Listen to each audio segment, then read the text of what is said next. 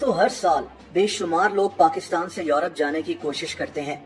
एक तरीका तो कानूनी होता है और यही सही तरीका है, लेकिन एक तरीका गैर कानूनी भी है जिसे डंकी कहते हैं। ये लफ्ज डोंकी है, लेकिन इसे डंकी ही कहा जाता है। इस वीडियो में आप इसी खतरनाक सफर के मुतालिक जानेंगे। दोस्तों, डंकी के जरिए यूरोप जाने का रूट पाकिस्तान से ईरान है, ईरान से तुर्की और तुर्की से यूनान और इटली है। इस तरह से जाने वाले लड़के पाकिस्तान में मौजूद एजेंट से राब्ता करते हैं। ये एजेंट्स इन लड़कों से लाखों रुपए वसूल करते हैं और फिर इनको एक ऐसे सफर पर रवाना कर दिया जाता है जहां से जरूरी नहीं कि इंसान जिंदा भी बच सके। अपनी फैमिली के लिए पैसे कमाने के लिए ये लड़के अपनी जान पर भी खेल जाते हैं। दोस्तों, सबसे पहले तो इस रूट में लड़कों को कोयटा में जमा होना होता है और कोयटा से इनको ईरान का बॉर्डर क्रॉस कराया जाता है, जिसे ताफ्तान बॉर्डर कहते हैं। कोयटा से ईरान बॉर्डर तक का सफर भी आसान नहीं होता। लोगों को एक ओपन डाले में बिठा दिया जाता है जिसमें लोग भरे हुए होते हैं। ये डाला दुश्वार रास्तों पर इतनी तेज स्पीड से चल रहा होता है कि कई दफा तो अंदर बैठे लड़के नीचे गिरकर जख्मी भी हो जाते हैं। बहरहाल एक जगह पहुंचकर इनको डाले से उतार लिया जाता है। ये लड़के रात वहीं गुजारते हैं, खुले आसमान के नीचे, गर्मी हो, सर्दी हो या फिर बारिश हो। दोस्तों, अगली सुबह इन लड़कों का एक नया इम्तिहान शुरू होता है। इनको एक खतरनाक और ऊंचे पहाड़ पर चढ़ाई करनी होती है। दरअसल इसी तरह ये ईरान में एंटर होते हैं। ये रास्ता इतना खतरनाक होता है कि यहाँ जगह जगह इंसानी ढांचे पड़े हुए मिलते हैं।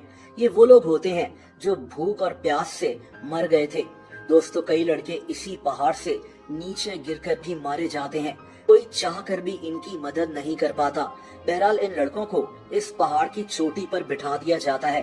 काफी देर के बाद जब इनको सिग्नल मिलता है तो ये लड़के पहाड़ से नीचे उतर जाते हैं। पहाड़ से उतरते हुए भी कई लड़के अपनी जान गंवा बैठते हैं। दोस्तों, पहाड़ से उतरकर ये लोग ईरान में एंटर हो चुके होते हैं। एक तरफ ईरानियन फोर्सेस का डर और दूसरी तरफ शदीद भूख और प्यास और सफर की थकान। यहाँ से इनको कभी एक डाले में लोड कर दिया जाता है और कभी तो उनको टैक्सी की डिग्गी में छुपा दिया जाता है, जहाँ एक डिग्गी में 3-3 लड़के मौजूद होते हैं।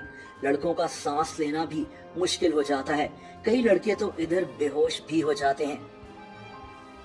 बहरहाल इसके बाद ये लोग ईरान की एक जगह पहुंचते हैं। यहाँ से रात में इन लड़कों को 4 से 5 घंटे फिर से पैदल सफर करना होता है।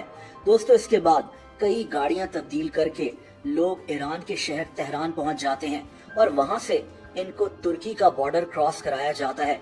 ये काम भी बहुत मुश्किल है। तुर्की ईरान बॉर्डर पर फौजी पहरा दे रहे होते हैं, इसीलिए इन लोगों को भागकर बॉर्डर क्रॉस करना होता है। जो पीछे रह जाए उसको पकड़ लिया जाता है। खैर, यहाँ से इनको एक वैन में बिठाकर इन लोगों को तुर्की के एक शहर ले जाया जाता है। ये सफर 12 घंटे का होता है।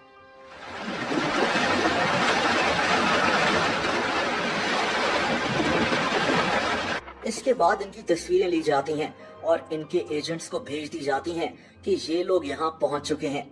दोस्तों, यहाँ से ये लोग ऊंचे ऊंचे पहाड़ क्रॉस कर कर एक समंदर के किनारे पहुंच जाते हैं, जहाँ ये लोग छुप कर बैठ जाते हैं। यहाँ से इनको एक और गाड़ी में लोड करके एक गांव में उतार दिया जाता है। इस गांव से इन लोगों को फिर से 5 या 6 घंटे पैदल चलना पड़ता है। दोस्तों, क्योंकि ये लोग गैर कानूनी तरीके से तुर्की में होते हैं तो हर वक्त खतरा होता है कि कहीं पुलिस इनको पकड़ न ले। खैर, तुर्की से अब इन लोगों को यूनान यानी ग्रीस और इटली जाना होता है। ये सफर समंदर के जरिए भी किया जा सकता है और जमीनी रास्ते से भी। जमीनी रास्ते से जाना काफी मुश्किल हो जाता है। तुर्किश फोर्सेस यहाँ बहुत एक्टिव होती हैं, लेकिन दूसरी तरफ समुद्री रास्ता बेहद खतरनाक हो सकता है। ऐसे कई वाकयात सामने आए हैं जब समुद्री सफर में कश्तियां डूब चुकी हैं। इन लोगों को छोटी छोटी कश्तियों पर भी सफर करना होता है।